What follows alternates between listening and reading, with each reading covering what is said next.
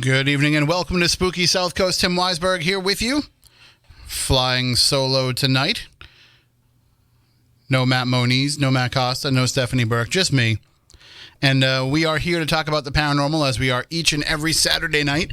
And I'm just going to make some adjustments here. We are broadcasting live on Spooky TV at SpookySouthCoast.com as well as on the WBSM app and on the Paranormal Radio app, now that we've got the stream situation adjusted so that even when there's Red Sox games on the air, we can still go over the stream. Now, I say that with tonight being the final Red Sox game that will go over the air. Because we have the end of the season coming up. Yeah, the Red Sox are not going on to postseason glory, but we will have Saturday nights to talk about spooky stuff. Of course, I won't be here next week. There won't be a show because Stephanie and I will be at the Mass Paracon. But we've got some stuff planned for October that should be some spooky fun, including a show that I'm looking forward to where we get to talk about dreams and night terrors and sleep paralysis and all the things that happen at night to us. And as someone who has long fought sleep issues, both, the physical kind, I'm one of the fortunate few that has both sleep apnea and narcolepsy. Yay.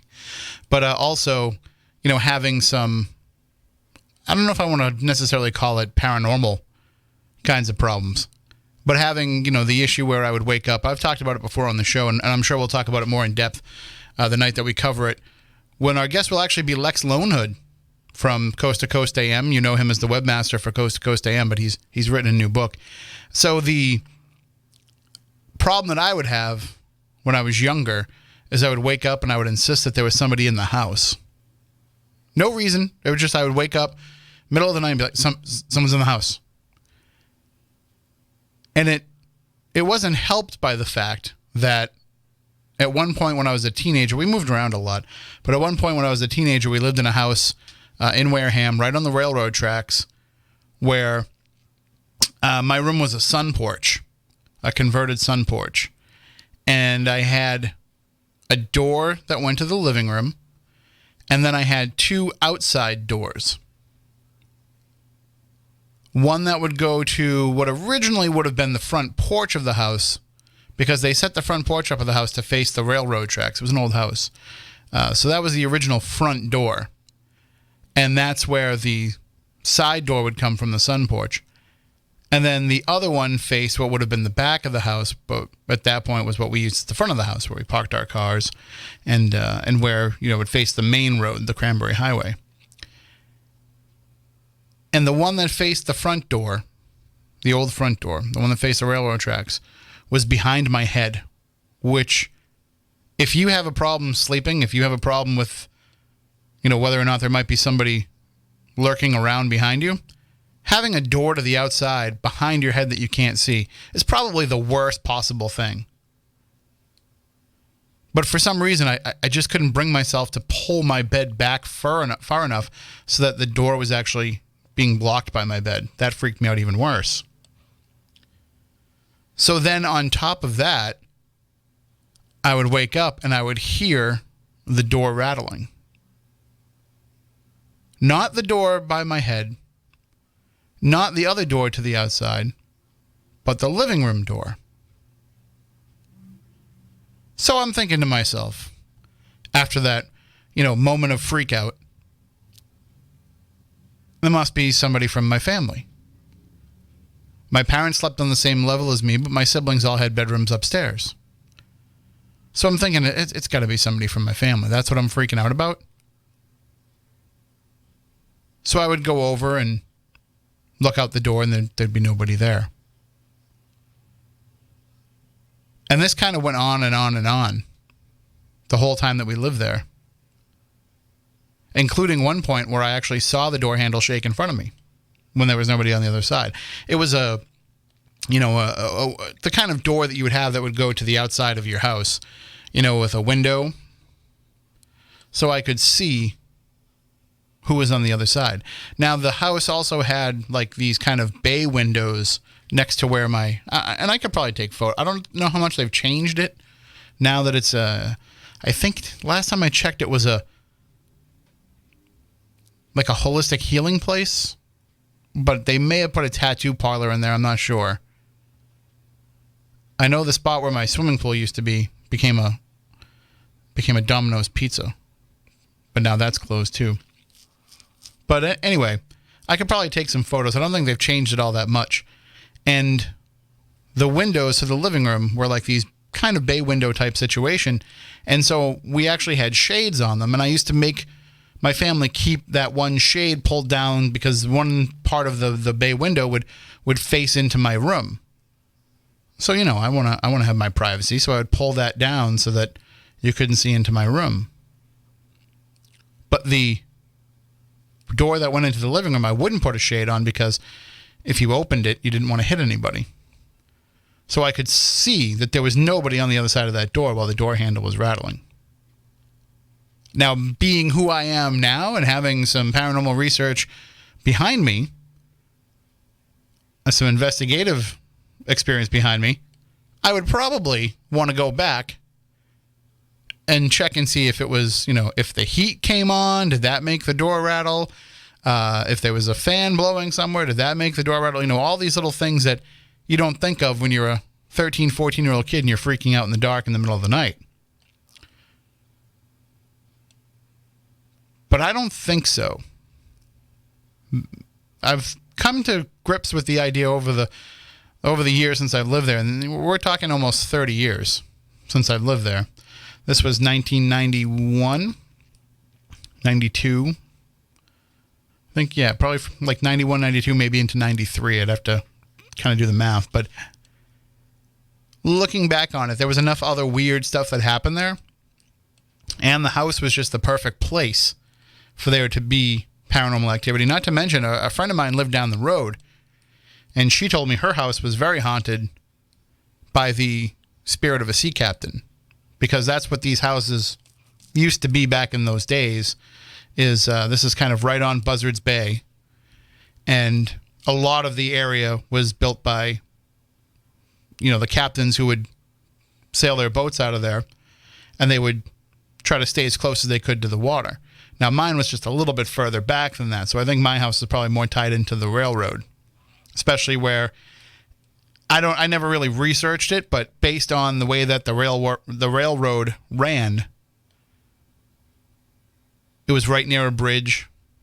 It was right near a crossroads. So I wouldn't be surprised if it wasn't an employee of the railroad that had to live there because he had responsibilities for overseeing the track and the bridge and such. But still, weird stuff. And it certainly didn't go away immediately upon moving out of that house. It was a problem that I still had for kind of years after that. But now I'm fine. I think maybe because I've seen what actually can happen in the dark, that it doesn't really freak me out as much. So anyway, we can talk about that throughout the course of the show, but we will be discussing it in a couple of weeks with our guest Lex Lonehood. But in a few moments, we're going to be joined by the UFO Bros. I don't know if they say bros or brothers. The UFO Bros, Joe and Emmett Hayes. They were actually taking part in the infiltration of Area 51. They were part of all the different stuff that was going on. So there's a special Instamentary that's going to air next Sunday on the Travel Channel at 10 o'clock as the UFO Bros pack up their RV and they road trip from Northern California to Nevada to explore all things Area 51. So we're going to talk with them about what was going on, whether or not this alien stock concept was, you know, something that really got off the ground, no pun intended. We'll talk about some of the experts that they will talk to in relation to this trip. So they should be calling us in just a few minutes, and we'll talk about that. We'll get kind of the pulse of what's been going on with the idea of storming Area 51. I mean, this is something that has been in the news, the real news, not just the paranormal news. We're talking about CNN covering this, Fox News, the major networks. This whole planned invasion of Area 51, they can't stop us all. It happened, and what, I think 2 people were arrested. I don't think it was the UFO Bros that were arrested, because as far as I know, as of this afternoon, they were still going to call in. Maybe it was them and they got bailed out. Who knows? But the massive planned dissension upon Area 51 did not shake out the way that people thought that it would. And I'm not surprised, because it's real easy to get all excited and get involved in stuff when all you have to do is click a going on a Facebook event. It's a different story when it becomes time to load up the car, drive to Nevada. Especially if you have to make a long journey like we would here in Massachusetts. That gives you a lot of time to start to think to yourself, what's really going to happen to me when I get there? Because you would like to think that, the military is not going to just openly fire at civilians just for trying to, I don't want to say break into, but storm a government facility. But at the same time, how far can you go before you force their hand? And from what I saw, there was signage warning people. There were, notices that were posted along the fence. And there was warnings that were issued by the military in the weeks leading up to this, telling people not to try to storm Area 51. So I don't know what the draw was for people to want to go and still do this. First of all, and we can get into this in a few moments with our guests, but first of all, isn't the point of storming something to get answers, not to give them advanced warning? That's question number one. If you're going to go and storm a place so that you can get all these secret documents, or maybe even see the physical evidence, whatever it is that you think you might be finding there, it's really stupid to make a Facebook event for it and then have it catch fire publicly and become this big thing, because you gave them plenty of time to move anything that might have still been there. Now, if you talk to some of the experts, and I have, we've had quite a few Area 51 experts that I've spoken to myself on Midnight in the Desert. By the way, little plug, I'll be hosting Monday night this week. I think I'm hosting Monday and Tuesday. But Monday night, we are going to be having a 1-hour guest talking about angels. But then the last 2 hours of the program is going to be open lines. So I'm hoping that you'll all tune in and call in, because we want to make this open lines, really successful so that we can do it on a regular basis.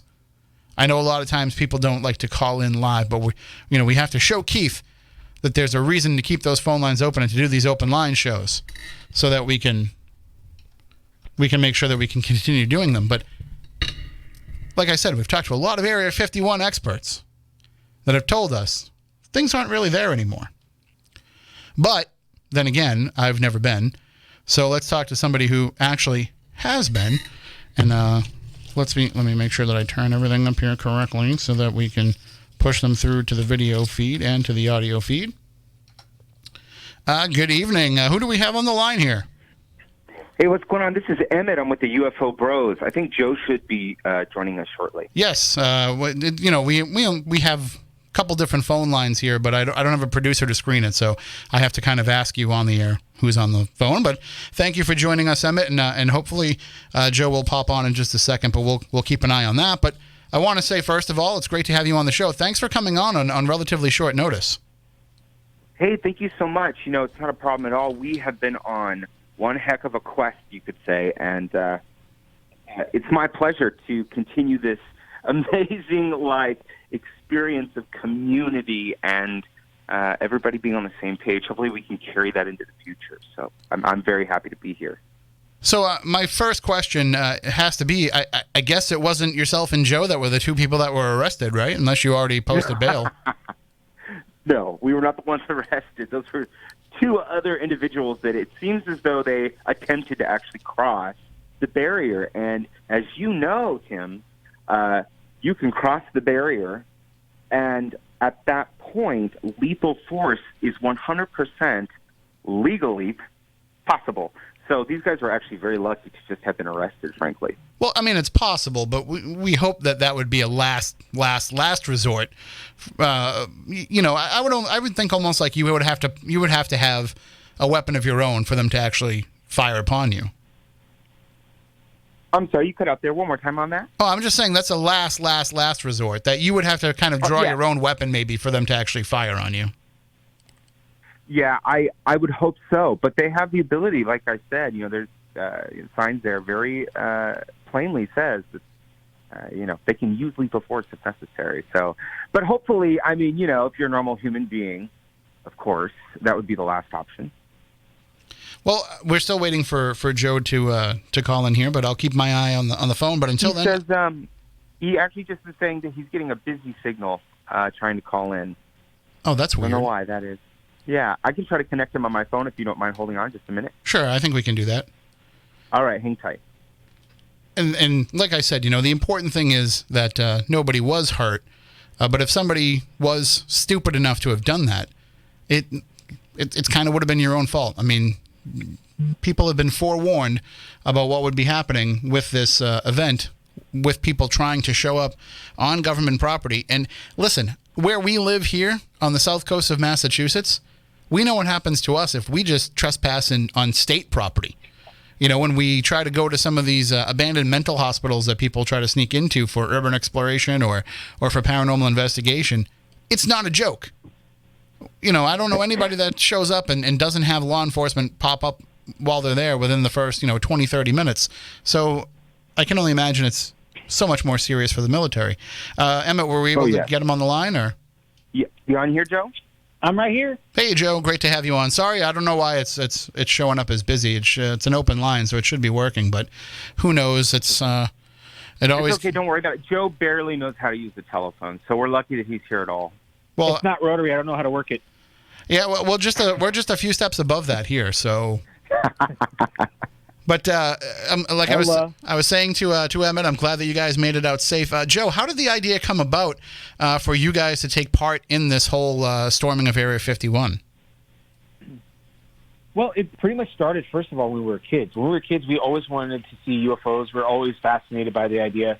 And this just started storming because the storming Area 51 was something that we had to get to. That was something that we had to do. We had to cover it. Sorry, bro. Go ahead. No, go ahead, bro. What are you saying? Oh, no, I just want to piggyback on that because go for it. It was that alien interview, alien autopsy video where it just totally blew our minds. And from that point forward, we had to know more about it. What was happening? What was going on? Was this real? And then, of course, a few years go by, and then all of a sudden we start researching, and Joe's like, have you heard of this Bob Lazar guy? I'm like, no. And and that was it, man. We listened to that, and we watched probably every single thing we could find, and it was very, very hard because this was in the very beginning of the internet. Hey, Emmett, don't you have that UFO VHS that you still have from years ago? I still have that VHS, absolutely. I have some UFO stuff on VHS.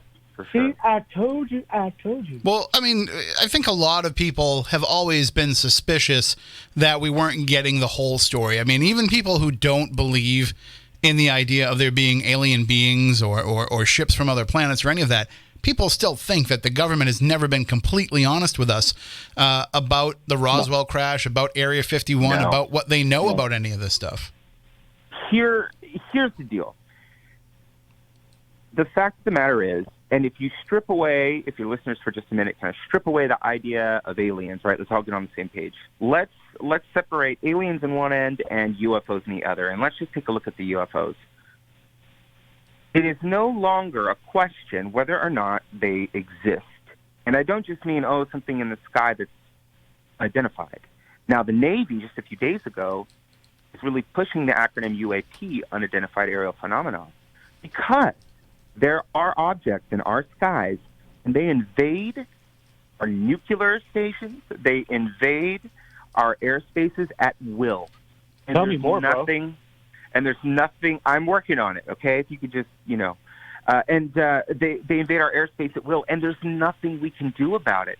So the last thing the government is going to want to do is come out and say, hey, you guys, we've been in a war since, 2001, or, if you can go beyond that, to the secrecy, or I'm sorry, before that even, to where the secrecy started.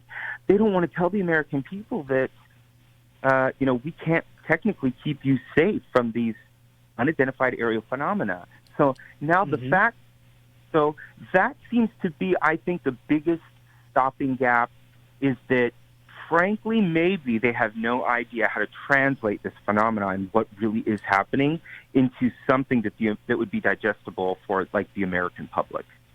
I mean, but in a way, isn't the fear-mongering made worse by the fact that there are no answers? I mean, yeah, there'd be a lot of shock value to the initial, the initial revelation that there's something going on, but the military being the military and knowing how it all works, I would think that they'd want to get the word out, because then basically as much as they already get a blank check, you could get even more of a blank check from the government to be able to buy whatever you want, because we're going to be living in perpetual fear of something attacking us from the sky. So if you said, hey, if we spend this $18 billion on this, we can help you make a little bit safer, we'd say, here, yes, take it. Take 28 billion, And so I think it would actually work to their advantage to be able to release this information, because really, what are we going to do? I mean, it's not like you can't jump off the planet because there's a chance somebody might attack us from somewhere else.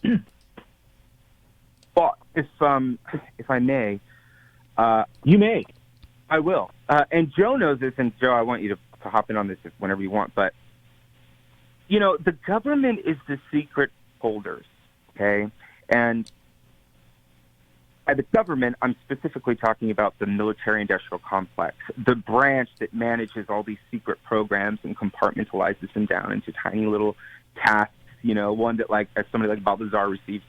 So it's this interesting thing, because the government is sorry, I keep saying the government, but what I'm actually referring to is the military is in the business of protecting the United States of America. That is their primary goal, protect them inside the homeland and outside the homeland. They are not necessarily bringers of technology to the masses. I wish they would be more that way. But, Joe, can you tell them, we were just talking about, Joe worked actually at a DOD facility. Joe, tell them a little bit about that, if you don't mind. Pretty much DOD facilities, everybody is segregated into their own SCIF areas, which is their own areas of expertise, and nobody could talk to each other. So everything's really secret. Everybody's got their own codes. The doors to each one of the SCIFs are about 1,200 pounds apiece. You have to have multiple security to get in. But anyways, to get into something as deep as in the DOD where I was, pretty much they make spy planes. I was working at a place where they make chassis and antennas for spy planes. But in order to go around and talk to anybody, there was 2 immediate people under each SCIF that would talk to each other before they answer the rest of the team. Nobody in each SCIF can talk to each other at all, even after work. It's even just for military chassis and the spy equipment that they can hear on, just being that secretive just for that. And that's not even anything all that special. I mean, that's nothing special. It's just antennas, and they're secret. Right. But they did have a cryogenic freezer there, and I don't know what was in there. They wouldn't tell me. Yeah, even for having a top security clearance. And I've heard that from other people, interviewing folks that have worked for the DOD, people that have worked both in Area 51 and at Wright-Patterson, where they will say, there's certain areas that even my all-access wouldn't access. Mm-hmm. That there's absolutely. Right now, the president would not be able to go at any of those SCIFs that are right there. The ones that I worked at, they would have a special clearance. Yeah, I mean, the story that I always heard and I always retell is that on his second day of work, Bill Clinton said to whoever, I want to know everything that we know about UFOs, and he was told that's a need-to-know basis, and Mr. President, you don't need to know. Right? Exactly. He wanted them to go down and see if there's any aliens down there, quote-unquote. And then, of course, Hillary committed. McNugget aliens. They went to McNugget aliens. I'm sorry. I thought you guys are talking about Joe, Clinton, not Trump. Sorry. Are you wearing your helmet, Joe? Joe occasionally forgets to take the correct medication, so I do apologize on my behalf for his outburst. No, understandable. Wow. But that's the suspicion that people have, that they think that there actually is an EBE, from the Roswell crash or what have you. But there's still there's an alien being kept at Area 51. What did you guys expect to be able to find if you were able to breach the security and actually get into Area 51? What do you think would have been the end result that would have been found? So, go ahead, bro. Go for it. I just wanted to talk about our journey and our quest really quickly because it's really important. We want people to know that we interviewed some amazing people. One of those is Rick Doty. Are you familiar with Rick Doty? I'm familiar with the name, but I think it's just because I saw it in the press release. Right. So Rick Doty is a former worker at Area 51. It was very interesting. He actually brought his badges and everything. I think that he had some amazing insight as to what is being kept there. And for everybody that's listening, you actually are going to have to watch the special to see what he says about what is potentially kept at Area 51. And I'll tell you right now, it's a pretty mind-blowing revelation. So I do encourage people to watch and see what this man who has worked inside Area 51 has to say about what's actually being held there. But it sounds like you got. Sorry, go ahead. Oh, no, I'm sorry. I interrupted. Go ahead. I was just going to say, it sounds like, by doing this and undertaking this journey the way you did, did you have to put aside any preconceived notions so that you could just see, where these interviews take you and where the journey itself took you?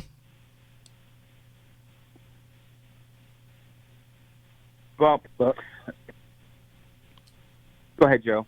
No, we have a hard time. Sometimes we both want to talk at the same time. No, it's fine. Especially being, connected through one phone, I know it makes it a little harder. Yeah, it's all good. So let's talk about this journey just really quickly and kind of what the overarching concept behind this is. First and foremost, we're part of the UFO community. It's a great community of people that all have this similar sort of like thinking and beliefs. Now, Joe and I are totally deeply rooted in that community, so we have a great respect for what they do. Now, on this journey, it's interesting because Joe is very much about the aliens, and I'm very much about the UFOs and the technology and more of like the nuts and bolts behind how they work and that sort of thing. But what we have learned is on this journey that they are not that far and separate from each other. And although Area 51 is super secret, and actually, I always tell people it's the most well-known top secret place in the world. That's an example. The storming that has happened is just fun. But we were really hoping, just to kind of continue on here, we were hoping to really get see other people and see if they're part of that kind of great community of believers, and they want to know the truth too. We weren't the only ones. We dug really deep to get the information on this show. Including just the average person. Why are they there? What brings them there? What is their motivation? And so, some of these people are coming in from around the world. Yeah, and that's the thing is like this isn't just an American government story. This is something that other governments have been accused of hiding secrets. And this is Area 51 is kind of just the prototypical story that anybody that is fighting for disclosure can use, no matter where they are in the world. Exactly. Yeah, exactly. But I will say, other countries are far further than we are in this disclosure or, as we say, validation of the phenomena. We're kind of strange in our little American bubble here. We're still, the average American still is like, yeah, there's no way we could be alone in the universe. But here we are in 2019, having been presented with astonishing clips of unidentified aerial phenomenon through the DOD, and just like I said earlier, the Navy having confirmed and verified that. It's like. But I have a question. Sure. This disclosure that just came out with the naval, the Navy, and the actual disclosure in the video. What's crazy to me, people are looking at that going, "Oh, cool," and they're going right back to their phone. It's like a Passover. It's like this is breaking news that something came into our atmosphere, hung around, and left. Well, it is. Well, that was cool. Back to my Instagram. Well, it is, though, but at the same time, I think there's been certain pockets of people that have gotten very excited about having, the military confirm that these are UFOs, but in the end, yeah, they just confirmed that it was something that was unidentified. It doesn't mean that they confirm that there's alien beings. They're just saying there's something in the sky that they can't identify, which, by the way, could mean that they know what it is, but they just won't identify it. Mm-hmm. Very true. Very true. Very true. It's just very interesting in the Navy statement. I always tell people, read between the lines, because they did not use the UFO acronym. UFO. They very specifically pivoted to the UAP. And what's interesting about that, there's that last letter, P, phenomena. By phenomena, we mean things above and beyond. And in this case, above and beyond our understanding. And that, I think, is what Joe and I take from it, is, yeah, it's a statement, but it's a huge revelation. And it's only kind of, I think, putting us in the community on the right foot forward. If anything, forget the aliens. What the hell is in the sky is able to break, our physics understanding and move in ways that is incomprehensible to scientists, some of the best in the field that even can't pinpoint how it is that these objects are moving. So once we're kind of able to, I think, zone in on that and say, yes, we have multiple videos. We have people all over the world, at this point are able to look at those videos and kind of come to determination, okay, yes, this is weird. This is not a drone. Mm-hmm. This is not a balloon. This is not a satellite just floating in the sky. What are these? So, well, we have two options. Is it us or is it them? Mm-hmm. If it's us, it's as equally as disturbing and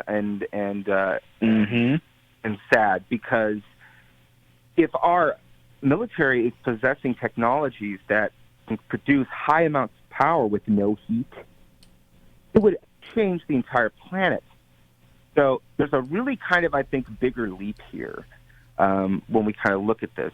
Because what that means is then, they have the technology to fix the planet, but it's locked up in black projects and small little, broken down, two people here working on one thing, two people here working on the other thing. It's never going to leave. And, as Ben Rich says, we have the technology to take E.T. home. He wasn't kidding when he said that. But that's the next step. Well, these are absolutely unexplainable. They are not ours.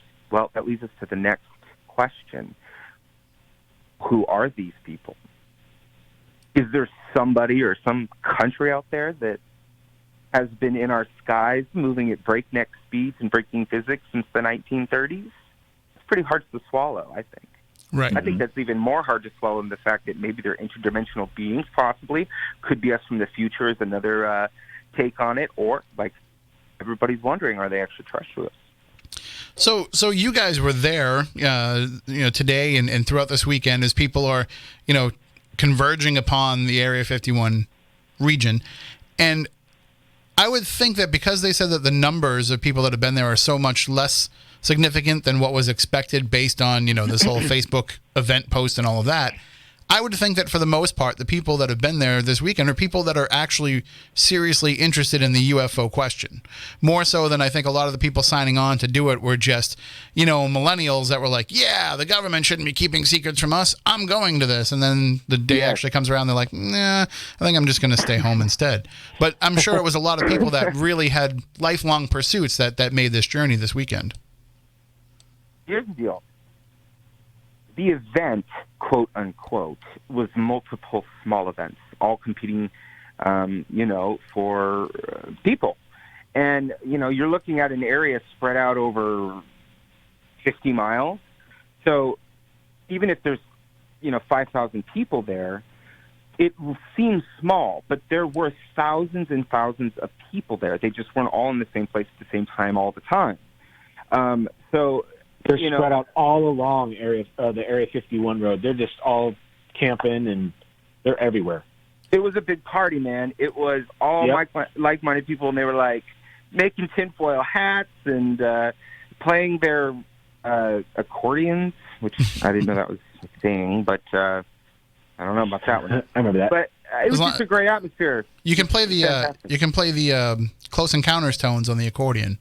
and it, Can you? reverberates throughout the universe. Oh my gosh, That's we're gonna have to amazing. do that. Joe, you're gonna have to pick up your accordion and take up lessons again. I don't have an accordion. I have a bass guitar. Boom, boom, boom, boom, boom, boom, boom, boom. Do you know how to play bass guitar? It's the particular tones of the accordion that work. Exactly. Okay, very specific harmonics, and I get it. I see it. I understand. That's a good point. You know, there is actually a researcher named Grant Cameron who connects music with ET experiences, but that's probably a whole nother show. And I think that the important part about this is it does show, and I'm sure we'll learn this by watching the special next Sunday, but it does show that there are people that are willing to dedicate their lives to something that they know they may never find the answer to. That there's been, generations before ours that have been asking these questions that died without furthering along anymore in the search to find these answers. So to see this many people that are this interested in the world that we have, to be able to follow along with your journey through something like the Facebook Lives, and then to be able to watch a television special, it just shows that for all the people who have gone through this journey in the past and are doing it now, the pressure is mounting. It is. It's growing. This was you know what? Maybe it wasn't 2 million people, but it was one hell of a seed to plant. I'll tell you that much.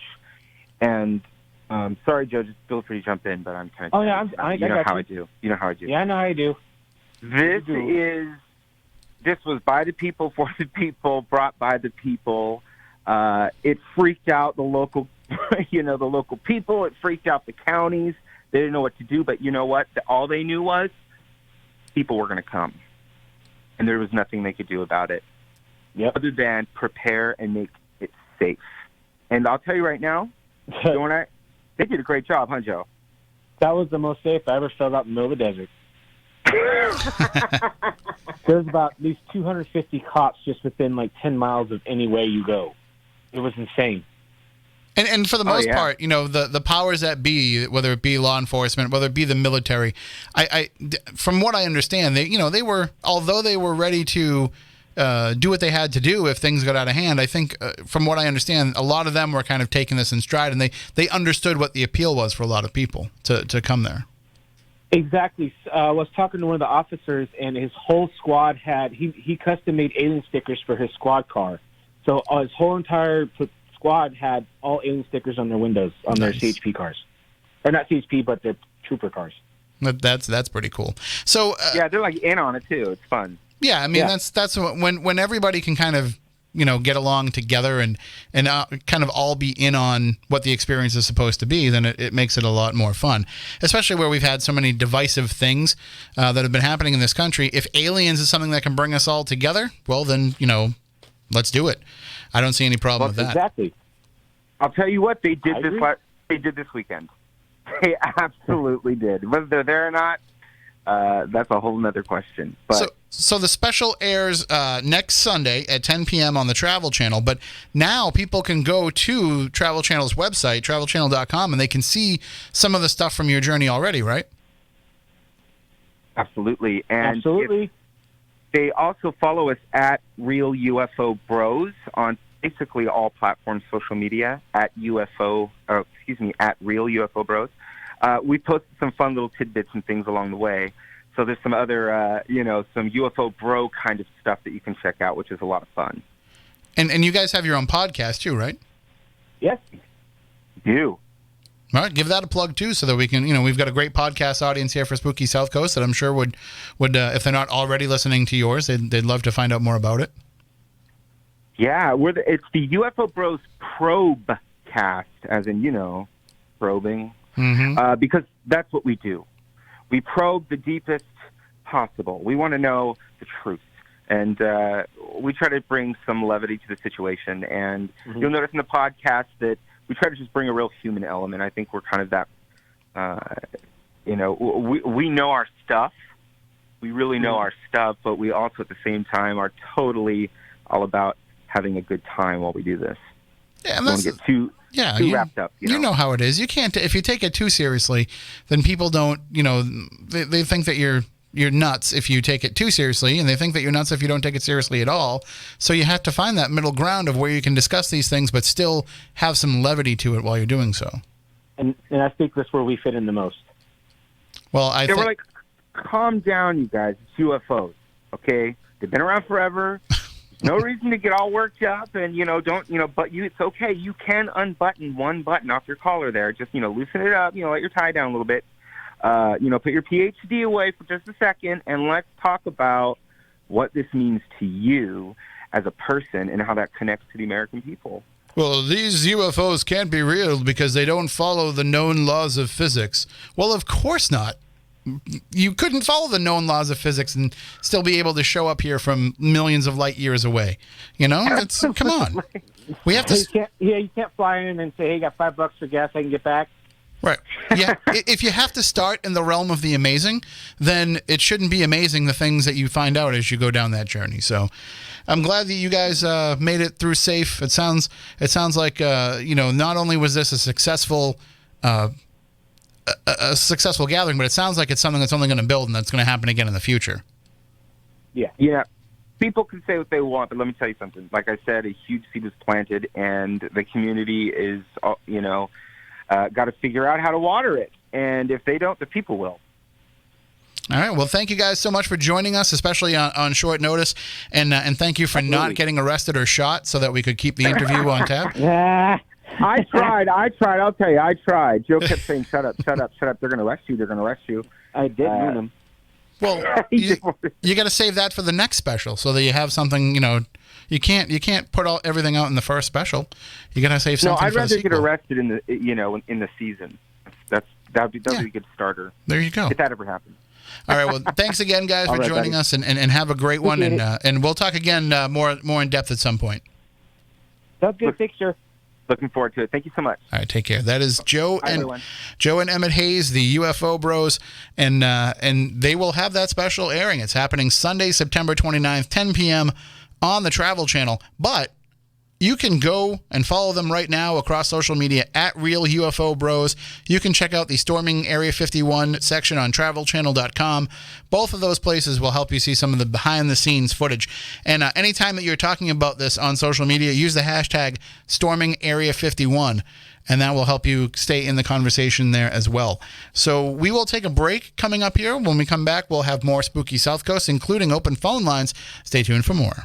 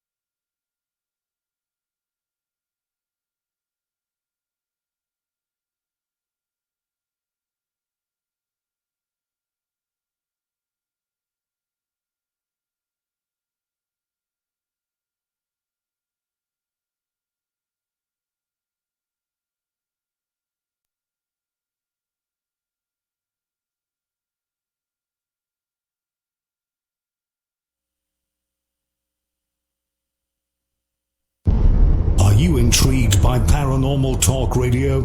You'll love the new Paranormal Radio app from TalkStream Live.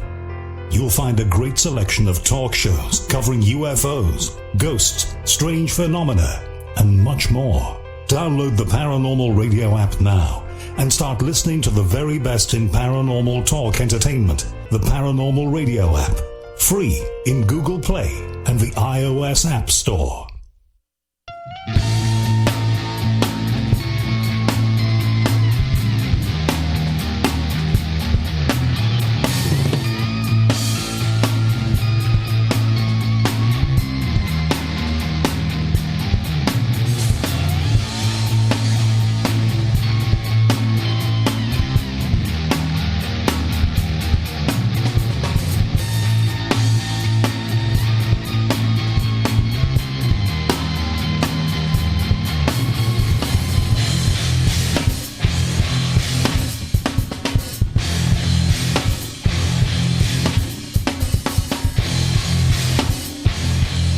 Welcome back. Hour number 2 of Spooky South Coast. Tim Weisberg here, flying solo tonight. No silent assassin Matt Costa. No science advisor Matt Moniz. No psychic medium Stephanie Burke. Just me. But that's okay, because all of you are out there, and that's good enough for me. Thank you for tuning into the show. Again, as I always say, we're here each and every Saturday night to talk about all things paranormal, except for next Saturday night. We won't be here because of the Mass Paracon. I'll be there. Stephanie will be there. It's happening out in the Berkshires, out in Lenox, Massachusetts. You can get all the information at massparacon.com.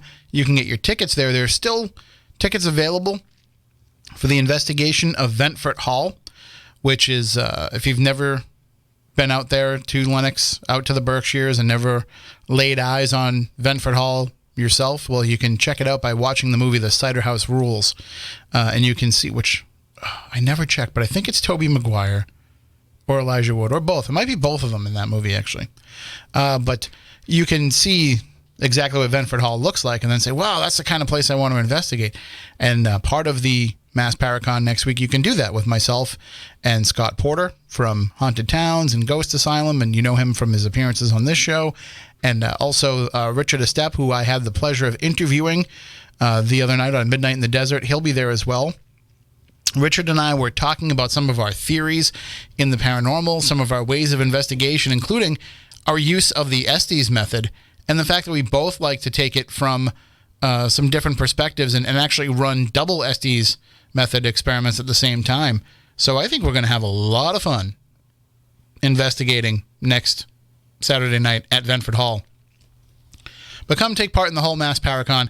You can even get tickets for the Friday night VIP party, which I'm very excited about because I get to hang out with some of my friends, people that I haven't seen in a while, and hopefully all of you as well. So massparacon.com is the place to get all your tickets. There's a lot of different packages available, so just be careful when you're ordering that you're ordering exactly what it is that you want if you want to just come to the VIP party. But if you live in this area and you're going to be driving 4 hours to the Berkshires, you might as well stay for the whole weekend. There's still some rooms available. If you check out massparacon.com, you can make sure that you get one of those before your time is up. So it should be pretty. I didn't think about that. I just noticed in the chat, Ventfort Hall was in the Cider House Rules. I wonder if they'll have cider. You know, not a lot of times when we go on paranormal investigations, people will say, teams, investigators, people who do residential cases, they'll say that they have, more often than not, somebody will bake them cookies or make them some American chop suey or something that people will feed them on investigations. The kind of investigations we do, having events in historic places, they generally don't feed you. As part of our events, we bring in pizza and snacks and sodas and all that. But usually the location doesn't feed you. But I remember a couple of years ago, we investigated the Sprague Mansion in Rhode Island. And when we put together the event, the people who are the caretakers for the mansion said, do you want us to put out some food, some desserts? And because of the nature of this event, we weren't having pizza at this one because the timing and everything that was going on. So we're like, yeah, that'd be great if you could put out some food. So not only did they put out some amazing foods, like little desserts and things like that, little eclairs and all those kind of things, they had the best punch, non-alcoholic, of course, the best punch that I've ever had in my life. And I think between Porter and I, we probably each drank a gallon of the stuff while we were there investigating. So maybe we have to make a return trip there just to get some more punch. The other thing that we have coming up is there's a couple of events we'll be having locally for those who want to get out and do some ghost hunting for October. I believe it's October 11th. We'll be in Wareham at the Fearing Tavern and all the other buildings owned by the Historical Society. That would be the Old Methodist Meeting House, the one-room schoolhouse, the Union Chapel, and, of course, the Fearing Tavern built in 1690. We'll be investigating all of those on Friday, October 11th, a special Friday night event. And then the following week, October 19th, if my math is correct, yes, we will be in North Andover at the Parson Barnard House, which is tied into the Salem witch trials. So I still haven't put those up on the website yet. I know I'm slacking in getting that done. I'll try and get those up this week. So basically, I'm working on a big project right now that I can't talk about. So,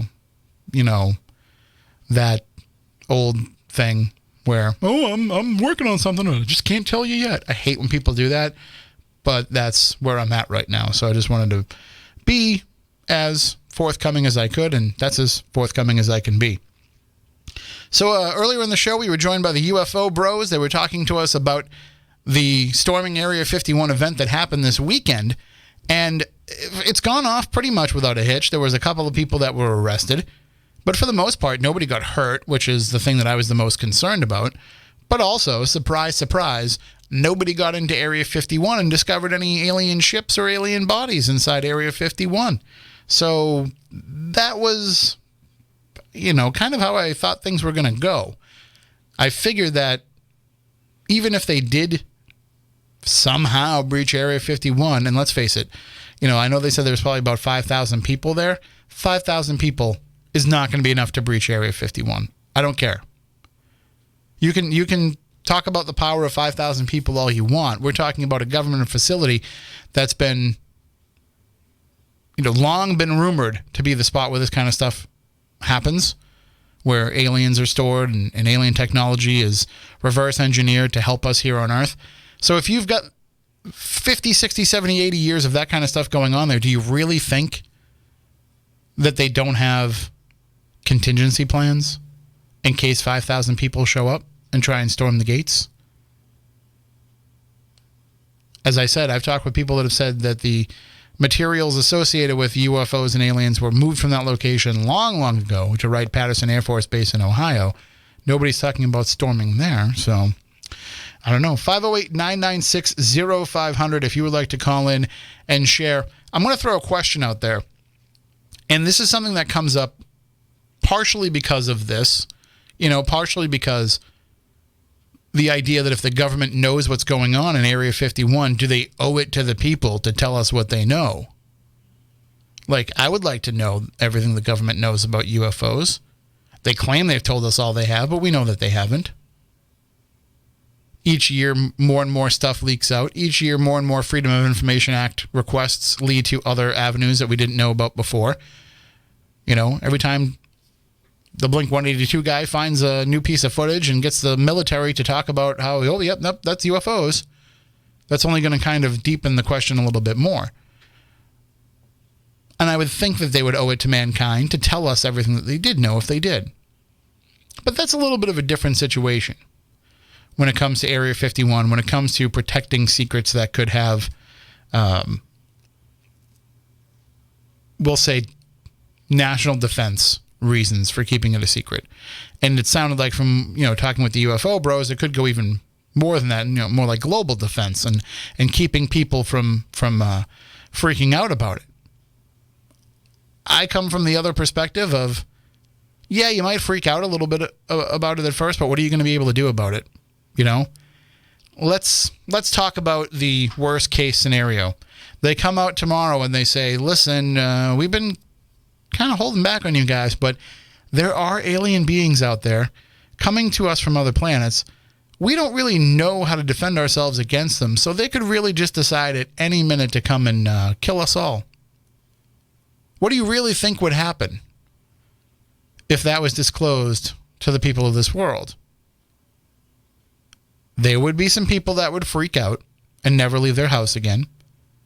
There would be, in full honesty, there would be some people that would probably kill themselves because of that fear. And there would be 99.95% of the world's population that would just say, well, nothing we can do about it anyway. Look at it here on Cape Cod, here on the South Coast where we live. Every summer, now we are getting inundated with reports of there being great white sharks showing up in the waters off certain towns. People are going out having a beach day, and then all of a sudden there's a great white shark, and they shut down the beach and nobody can go swimming. So they're out there. What do we do to avoid getting killed by them? We don't go out into the water and antagonize them.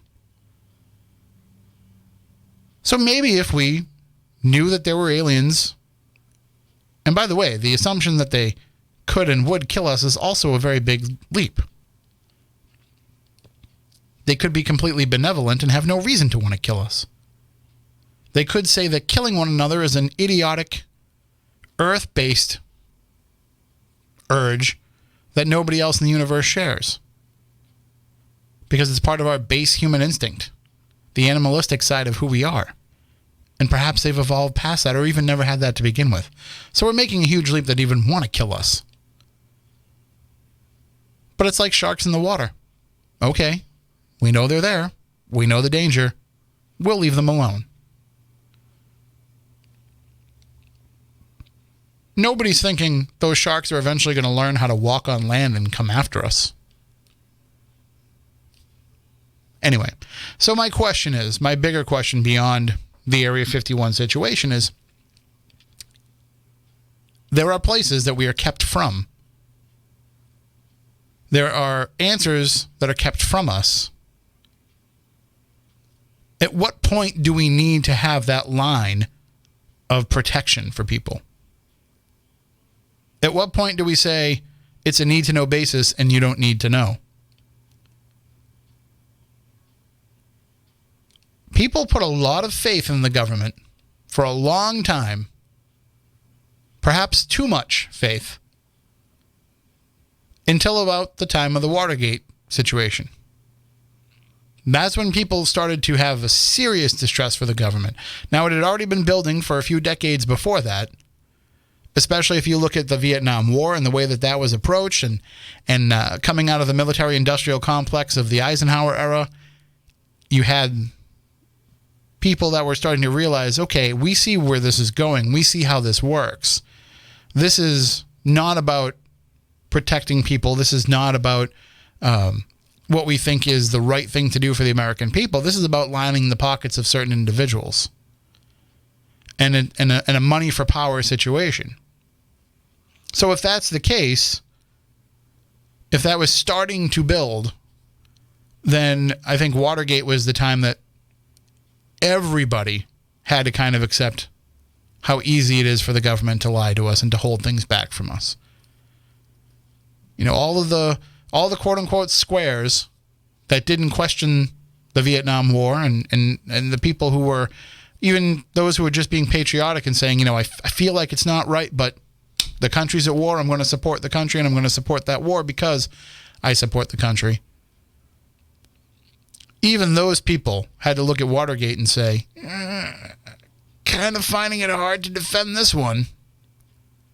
And we've only been put in that situation again and again and again. And I'm not making this a political statement, but when you look at things like the Iran-Contra affair, when you look at things about, hey, you can mention any of the Clinton scandals that you want to. We can include that in the discussion. When you look at all the things that, that President Trump's been accused of over the years now, all of this comes together in a blatant overall distrust of the government. It's hard to find anybody that thinks that the government is on the up and up 100% through and through. In fact, most people will say, all the politicians are just in it for themselves and what they can get for themselves and how they can line their own pockets. And I think that has become a universal statement that goes beyond party lines and goes beyond, just rhetoric. And I think it's something that people actually believe. No, I don't believe it, but I do see, not everybody. I mean, I know that it's true in some cases, but I also think that anybody that gets into that office wants to stay in that office or move ahead. Nobody wants to get voted out and go home. So that will influence decisions far, far more, I think, than how people's pockets are getting lined one way or another. But again, all on the table, 508-996-0500. We'll be able to take your calls for the remainder of the show. Good evening. You're on Spooky South Coast. Thanks for patiently waiting. Oh, hold on. What are you doing, Playboy? There you go. I see. Patiently is the correct word. See, listen, Lamone. Yeah. I want to clear something up with you over the past couple of weeks. Okay. The past couple of weeks, you've been saying that I wasn't taking your phone call. Yes, you hadn't. I felt real sad and blue. But don't feel that way because on my phones, it never lit up telling me that there was a call. That's preposterous. I know, but then again, if you heard the beginning of the show, I know that you were at the iHeart Festival, so you may not have heard the beginning of the show, but one of the UFO Bros said the same thing happened to him, where he was trying to call in, but he was getting a busy signal. And I never saw the phone ringing for him. So I want to apologize to you and let you know I was not intentionally not taking your call. I never saw a call come through. Well, thank you. That makes my heart grow a little fonder for you again, as usual. And so, yeah, so it's like you were talking about how, first call your guest. Notice how he said, the white guy was the one that said he was trying to get arrested. Okay, that's not the case. I'm not that person. But I know that a lot of the stuff has been moved, but it's been moved from Area 51 to Area 52. That's up there closer to, they're near Utah. So that's where it is. I don't know about Wright-Patterson stuff being moved there. I know stuff was moved from Wright-Patterson to Area 51. This is back in the 70s and 80s. And so I doubt seriously they'll send it back to Wright-Patterson. I'm thinking the things that were moved to Area 52. And why would you keep everything in one spot anyway, Lamone, right? Like, if you knew that people are going to come looking for this, why would you keep everything in one location? Well, it's because they can control it, and I don't think everything's in one location. And you think if there was literally 5,000 properly armed militia or whoever it is were storming Area 51, they would have gotten through. Okay, they would have gotten through at least the 5,000 armed people, get like Arnold Schwarzenegger and his friends, from Predator. I'll bet you they would have gotten through. See, these people, it was just more like a trip, more like a bucket list for most of these people that were came. And they interviewed me. I was on BBC, the BBC channel, the news. You'll see me. I was with a girl that was dressed like she was green. She was wearing the clothes like she was like Toga from the Star Trek movies. Mm-hmm. Remember TV show? The one guy, her and this other girl was with. She looked like a hot nebula from the Guardians of the Galaxy. And it's like we had fun. So it's like they interviewed me for like about 2 minutes. And so if you get the BBC, you'll see a brother say, "Oh, that's him! Wow!" Well, hey, I'm sure they put it up on their website, right? I'm thinking it. I'm sure it has. I haven't looked for it yet myself, but eventually, one of the girls that sent it to me, they were from Australia. They came to visit. Oh wow!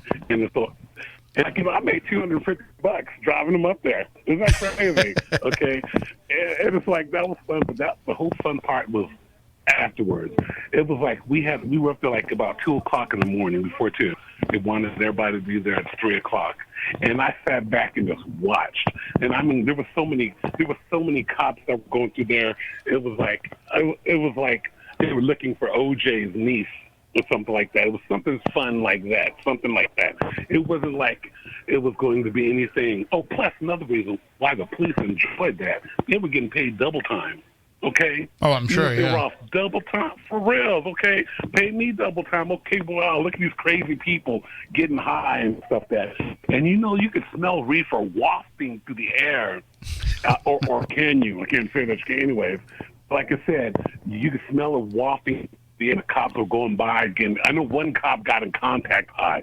I'm sure he did because I was like maybe 20 feet away from them, looking around the corner. I don't see the one lone black guy that was up there, which was me for a little while. There's other people, but yeah, that's just there. Well, I mean, And and I know that there's going to be a lot of, people that are like that are going there just for the big alien party. We see that happen with the Roswell Festival every year. There's people that don't really care about UFOs or aliens one way or another. They just want to go for the party atmosphere. But there's also a lot of people that are there because they care about trying to find the answers. And if they're going to want to find the answers, what I feel is like there's a lot of stuff I know already that's not publicly known. There's things I'd like to know. But honestly, we don't necessarily need to know everything.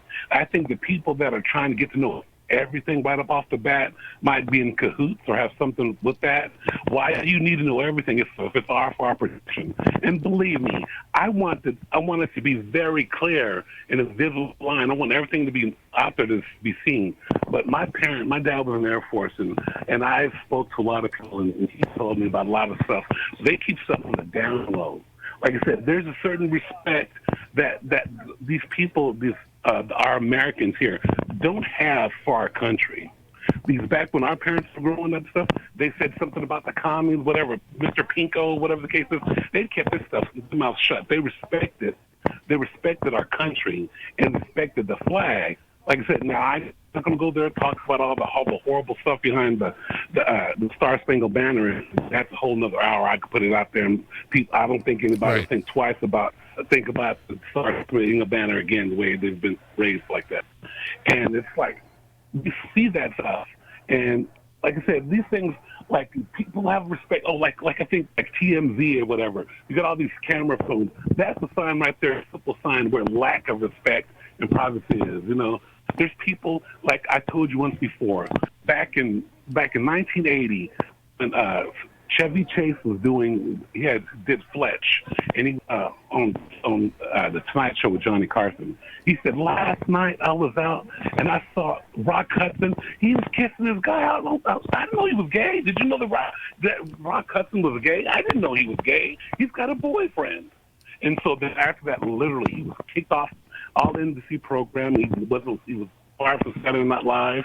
He didn't come back on there until after Johnny Carson had died. Wow. Like that, they had respect. A lot of people knew he was gay. They didn't talk about it. Right. Wasn't something that was in the news, stuff like that. But a lot of people knew that.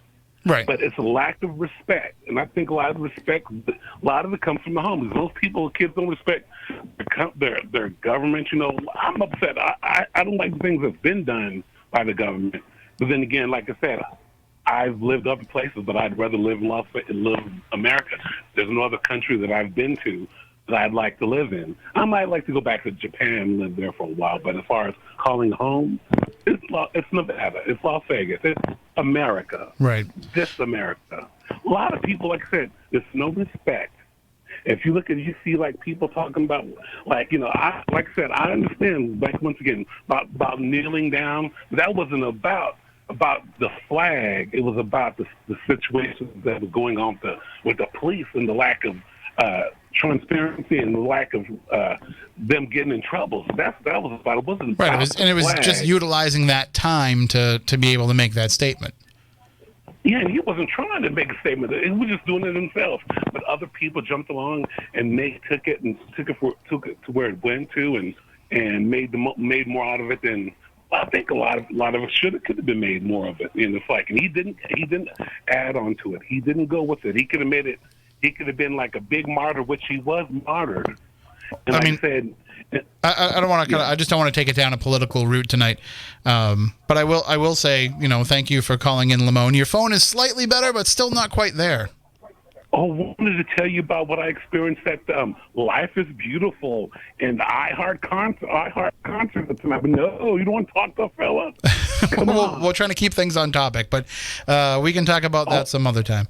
Thank you so much for the call. I'll hold my breath, and I'd love to say hello and goodbye to all your beautiful clan you've got right there. I love the spooky South Coast clan. And Keith and Michelle are going to kill me for telling you this, but open lines on Midnight in the Desert Monday night.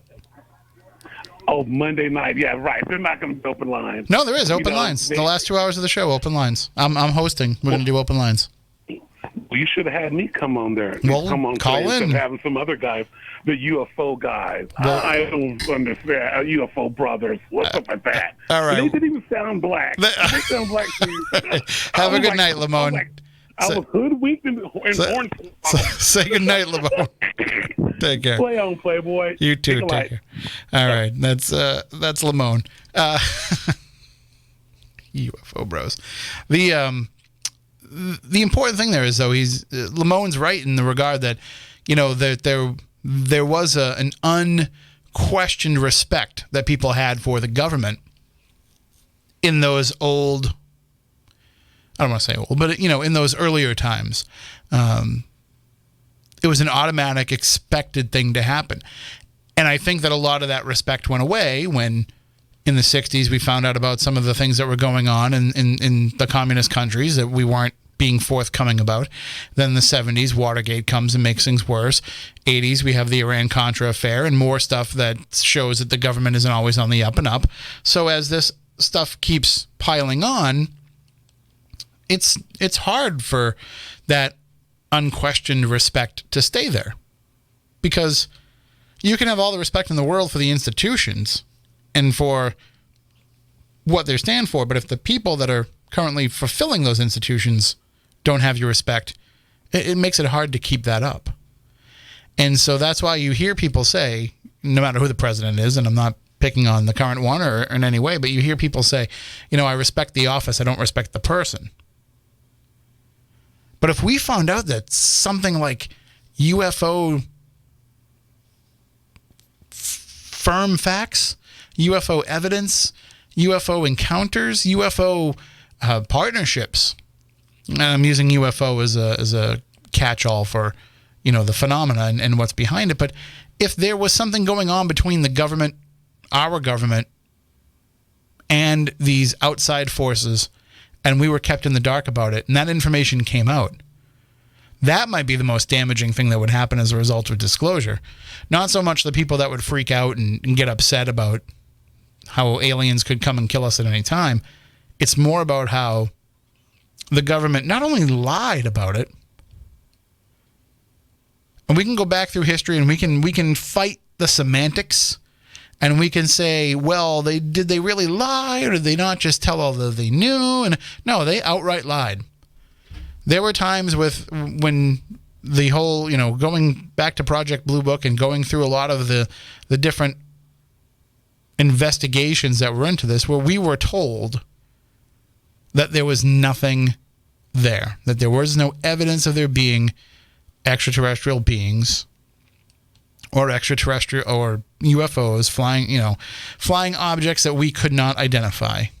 By saying that, I mean, of course there's going to be things in the sky that aren't identified, but that we feel are controlled ships being operated by some other intelligence. So if that information wasn't disclosed to us then,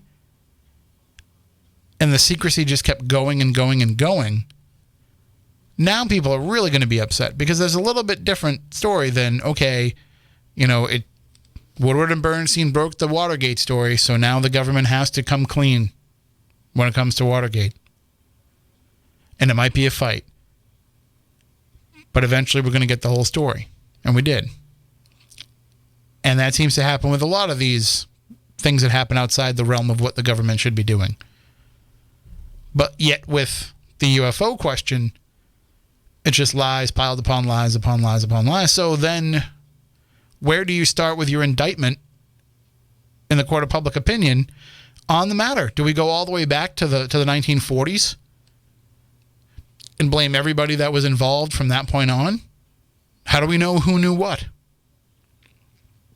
I had mentioned Bill Clinton being told, it's a need-to-know basis and you don't need to know. And I'm sure that that's the case that they've taken with a lot of people in the government that have asked about it. Plausible deniability. If we don't tell you anything, you can't be indemnified for not saying anything. And I'm sure there was a lot of that going on. A lie that was told or a truth that wasn't revealed with the best of intentions. But then there's also the outright lies because somebody had something to gain about it. And if you want to start talking about the secret space programs and the technology exchanges and all of that, we could certainly get into that. I'd feel more comfortable if we did that, having a guest on like Grant Cameron or somebody that's researched that more in depth than I have. But that's something that is not completely crapped on by those who worked in the military over the last 70, 80 years, where they have said, yeah, there was this trickle of information that would come in, or this trickle of research that would come in, that we weren't allowed to know where it came from. That suddenly we had these developments with no explanation as to how they were made, which makes it difficult to try to follow and to have similar developments if you don't know what the root of that development was. You don't know what sparked that. So if they were reverse engineering alien technology or just being given alien technology, you don't have that spark of inspiration to go back to see, well, what else can that lead to? But the big concern that I have is that somebody realized that this could profit particular individual people.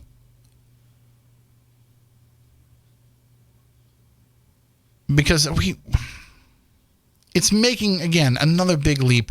Just as much as I say it's a leap to say the aliens are coming down to kill us, it's another big leap to say that the aliens are benevolent and they only want to help us too. Aliens could be capitalists too. They could be coming down here looking for whatever they can get out of a relationship. They can come out of it looking for whatever they can get from whoever they provide this technology or this information about their technology to. There's no guarantee that they're altruistic beings. But let's just say that they were. I can't imagine that they're too happy with us hoarding some of that information and keeping it to ourselves. But then when you look at it, when you really look at it and you start to pick things apart, you realize that there was a way that things have both benefited all of mankind, yet still put money into people's pockets very easily. So microprocessors are something that people will point to as something that was developed from alien technology. That the reason why we went from having huge rooms of computers, a computer taking up multiple huge rooms in the 1950s and 60s, the reason why suddenly we're able to carry one around in our pockets is because of the development of microprocessors. And there are those who are pro-UFO technology, pro-alien technology, that will say that's because those were given to us by aliens. Now that's really hard to swallow for a lot of people, and I think it's really unfair to shortchange the people who made those technological developments to get to that point. But that being said, I kind of understand where some of that belief comes from. This past July, we had the 50th anniversary of the Apollo moon landing. And I watched, CNN had a great special where it was no recreations, no modern day interviews. All it was all the footage that was shot at that time, giving you the whole story. And what I found the most fascinating about that is watching the technology that they used, not only at mission control and in the training apparatus that they used and what they put on the ship, just everything, the way that they would communicate with each other. The way that even from one station in NASA to another, the way they would communicate with each other. The technology seems so antiquated. But then we go and we land on another celestial body. And not that long after, we start to get a lot of advancements in technology. So it's not out of the realm of possibility to say somebody was watching. Somebody saw us be able to leave our own planet and land somewhere else and return and said, okay, I think they're ready. So it's entirely possible that that happened. I think that that's shortchanging the people that actually made those developments. But anyway, if that was something that was given to us by aliens, that was kept by those in the know to be able to profit off of it, in the end, all of mankind still did benefit from it. We still all have microprocessors in our pockets. The advancements that we could have made as a result of that technology were still made. And they still happened relatively quickly. If you think about it, there has to be some degree of a learning curve. Just because the possibility would have existed for us to have a cell phone like we have, basically a mini computer, which has the processing power of those NASA computers from 1969, by the way. But if the technology existed in 1947,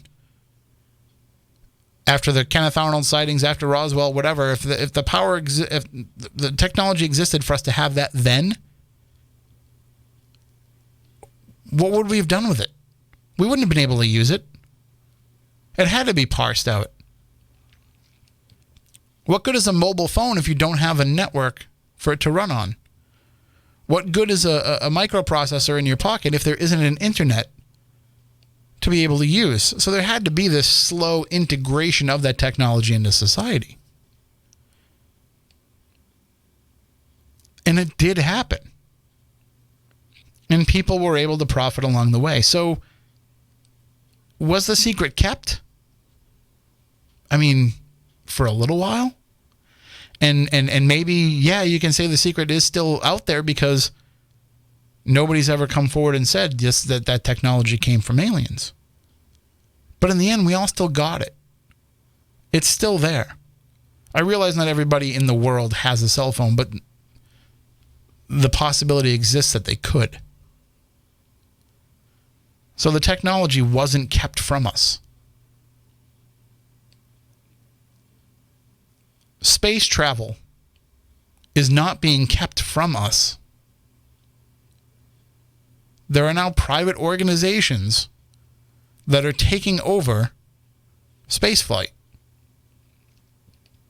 Because in the end, if somebody wants to build a private commercial version of NASA, we can't stop them. We don't own the atmosphere. We don't own what's beyond this planet. If somebody wants to buy the land to build their own launch facility and employ the technology and put it all together to do it, they have every right to do it. And we're going to see more and more of that because I think mankind wants to do that. I think people want to see what it's like to leave the planet and then come back. Now, of course, it can be regulated and it can be kept safe, but still, it has to be allowed to happen. So the ability to even leave the planet and travel other distances is no longer being kept from us. There may be some secrets that we're not being told that would make it easier. You know, figuring out how to make the light speed jump would help the process. But even our own government hasn't been able to figure that out yet. So I would have thought that if it was possible, that would be something that, you know, we would have made that kind of a leap. But we haven't yet. 508-996-0500. Good evening. Oh, I'm going to hit this button. Good evening. You're on Spooky South Coast. How are you? Good, my friend. Hey, did you catch the notice yesterday that Australia and the United States are going to team up in 18 months and go to the moon? No, I mean, I know that there were plans for another trip to the moon as preparation for a Mars trip, but I didn't realize that Australia was part of it as well.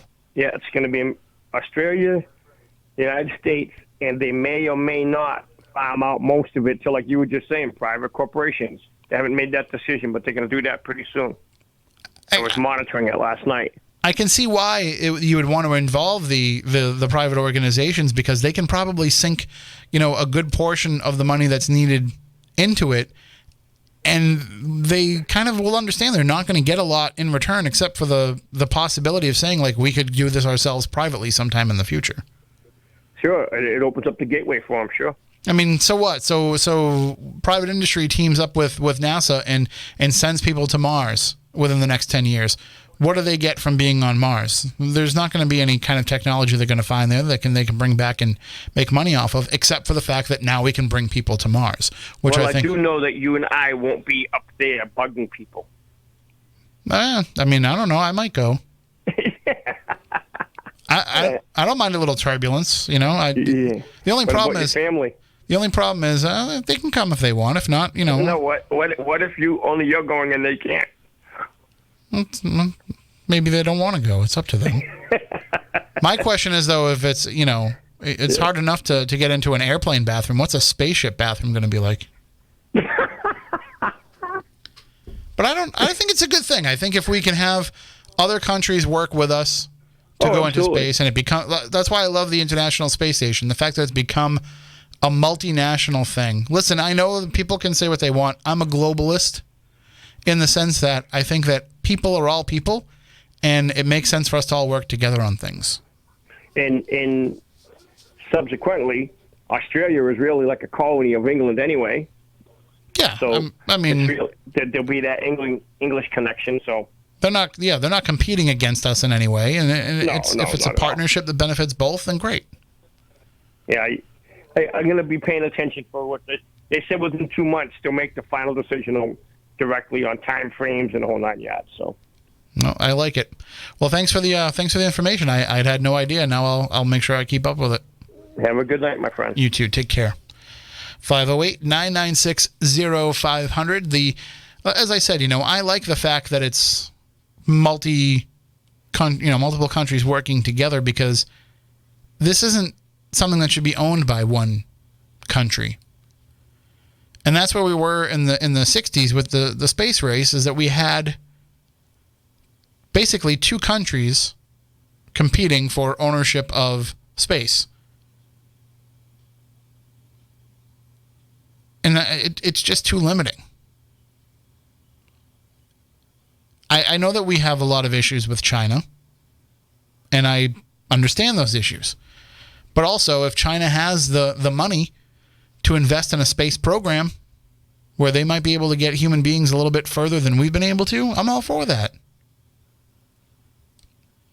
I want to know what's out there in the universe. I start to think about it, and I start to get overwhelmed, but I still want to know. That's why one of my favorite interviews that I got to do recently was on Midnight in the Desert, and we got to talk to the chief scientist for NASA, and to find out about all the different things that they're finding in space and all the different things they think that they're going to find in the coming years. And it's just incredible to think that all those things are out there and that we can learn about them and we can see them through the technology that we're putting out into space, but that we'll never actually get to be there ourselves.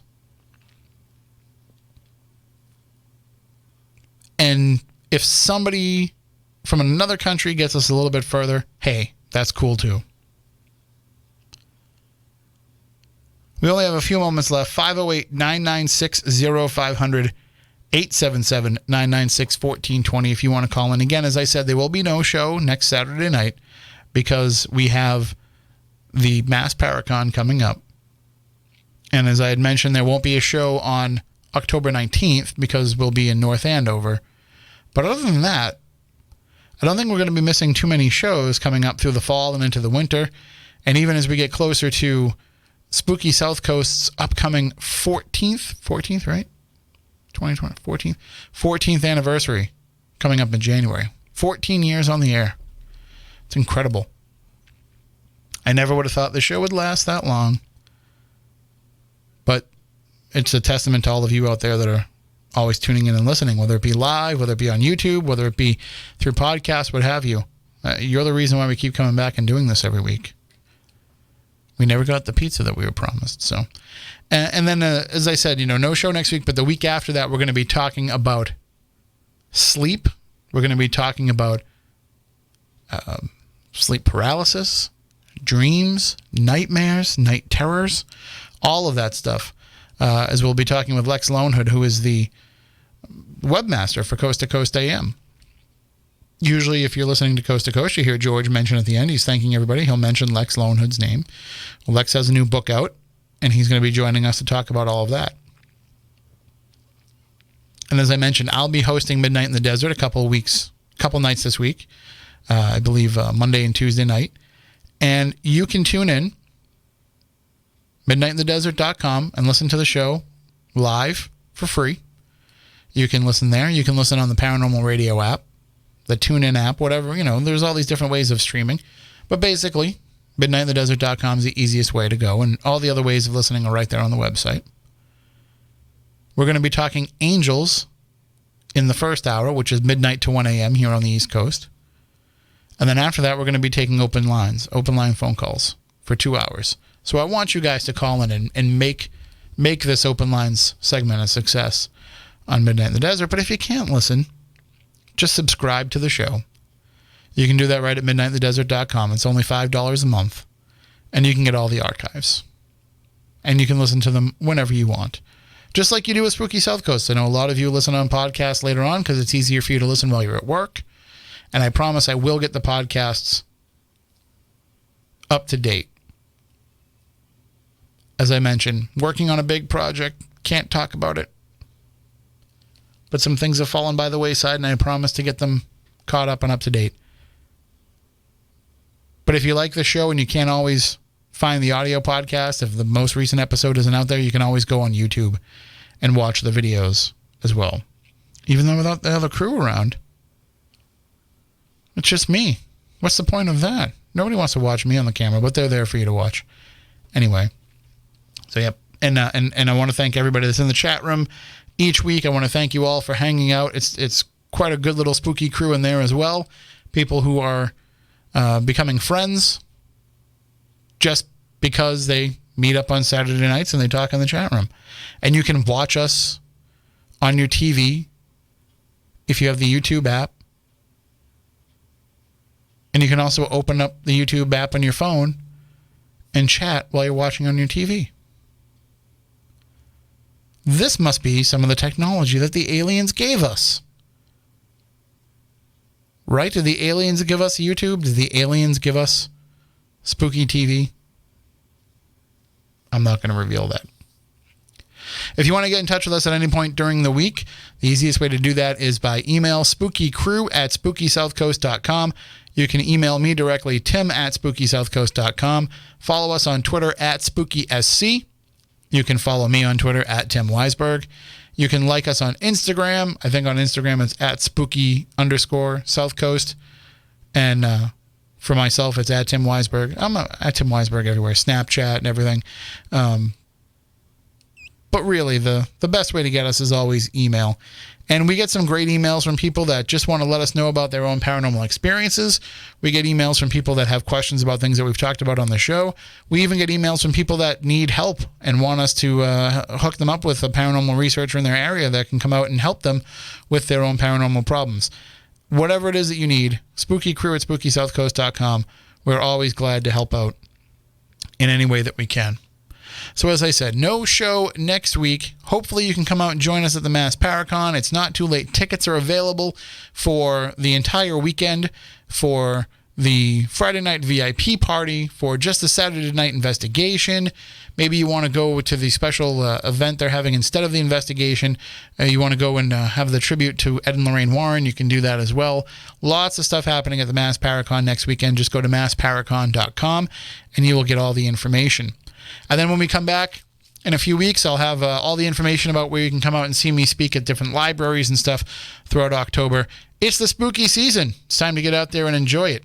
So until next time, for Matt, for Stephanie, I'm Tim. We want you all to stay spooktacular. New Bedford's News Talk Station 1420 WBSM New Bedford, streaming worldwide on the WBSM app and on WBSM.com.